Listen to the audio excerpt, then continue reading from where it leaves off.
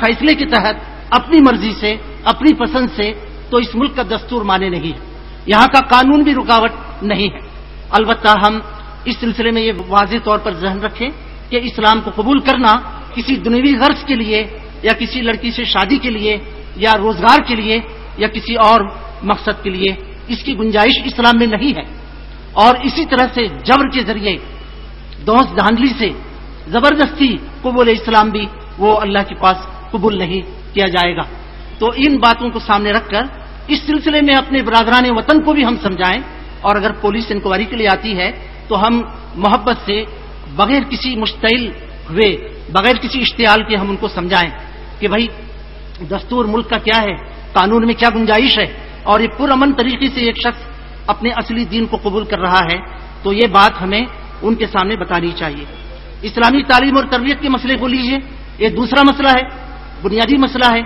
تو اس مسئلے کے سلسلے میں ہماری دینی درسگاہوں اور جامعات میں 4 مہینے 6 مہینے کا کورس چلایا جانا چاہیے۔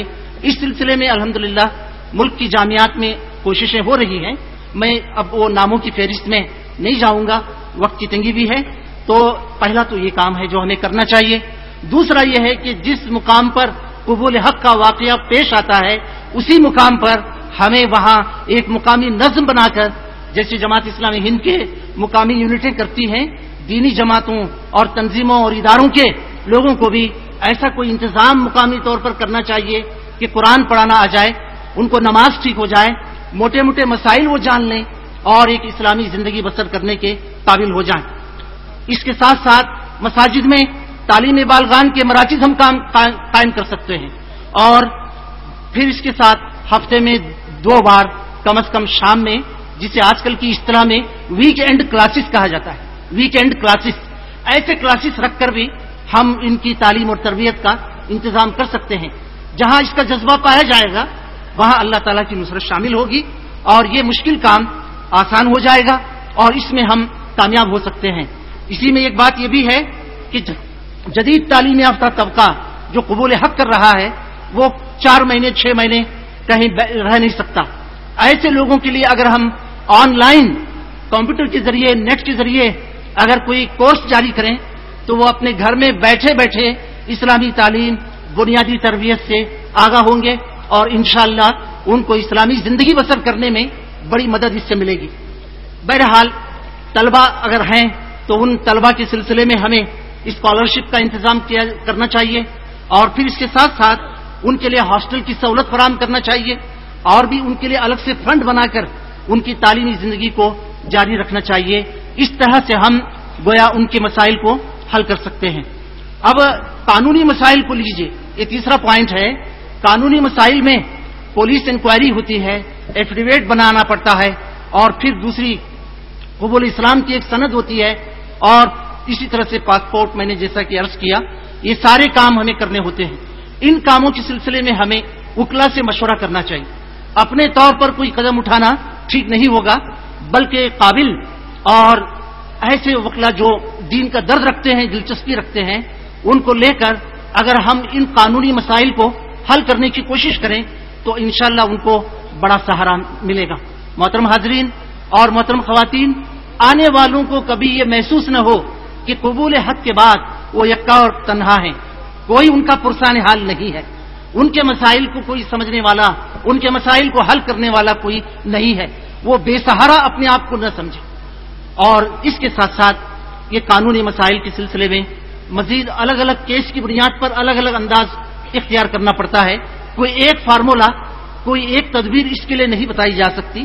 حالات کے لحاظ سے، وہاں کی صورتحال کے لحاظ سے ان کے مسائل کو وقت ہم دیں، ان کی توجہ کریں، ان کے بارے میں مشورہ کریں۔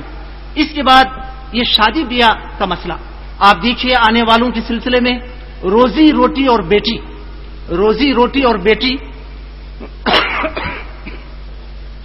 روزی روٹی اور بیٹی کا جب تک رشتہ قائم نہیں ہوگا اس وقت تک آنے والوں کو یہ امید نہیں ہو سکتی کہ وہ اس سماج کے لیے مسلمانوں کے سماج میں ان کو قبول کیا جائے گا۔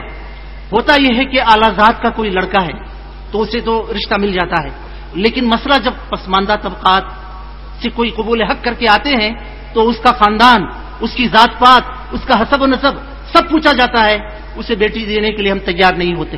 اس کے حل کے لیے ہمیں ایک طرف تو خواتین کا مائنڈ سیٹ چینج کرنا چاہیے، نئی نسل میں نوجوانوں کا ذہن بنانا چاہیے کہ آنے والوں کا کیا مقام ہے، کیا درجہ ہے، اور دوسری طرف کفو اور برادری ذات پات کے سلسلے میں صحیح اسلامی فکر کو عام کرنا چاہیے.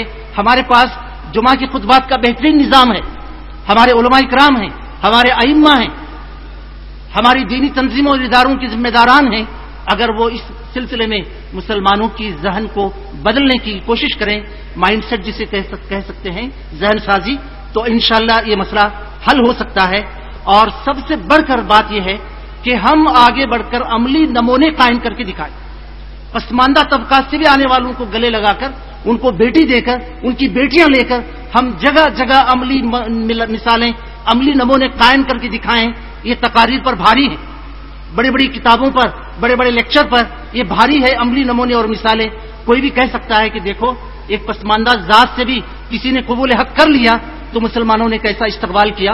ایک بڑے گھرانے کے کسی فرد نے اپنی بیٹی دے دی، کسی نے اس بیٹی کو بہو بنا لیا. تو محترم حاضرین اور خواتین، یہ ہمارا طرز عمل ہونا چاہیے.